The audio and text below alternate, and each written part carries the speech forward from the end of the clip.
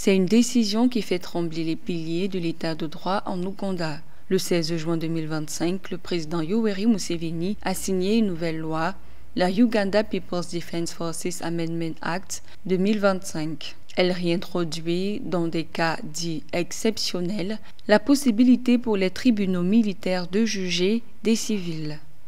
Un texte qui relance une pratique pourtant jugée inconstitutionnelle par la Cour suprême en janvier 2025. À l'époque, la plus haute juridiction avait ordonné le transfert de plusieurs dossiers sensibles, dont celui du leader de l'opposition Kizza Besigye, vers la justice civile. Dans ce contexte tendu, cette réforme soulève de nouvelles inquiétudes sur l'état de droit.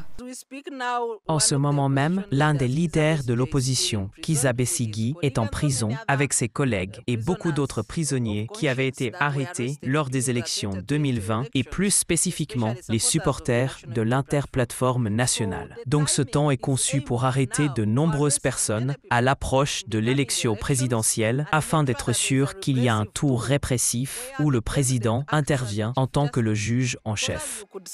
Le gouvernement justifie cette loi par la nécessité de répondre aux violences armées, émeutes, insurrections et à la détention illégale d'armes. Selon le général Muhoozi Kainerugaba, chef des forces de défense, ces décisions courageuses visent à dissuader la formation de groupes militants. Mais pour l'opposition politique, Bobi Wine en tête, et pour les ONG de défense des droits humains, comme Amnesty International, cette loi est un dangereux recul démocratique. Ils y voient un outil pour faire taire la dissidence à l'approche d'un scrutin crucial.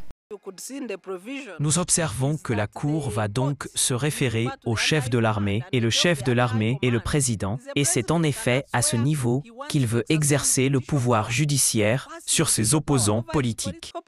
À quelques mois du scrutin présidentiel prévu en janvier 2026, l'opposition redoute que la justice militaire soit instrumentalisée pour cibler ces figures emblématiques de l'opposition comme Bobi Wine ou encore Kizza Besigye.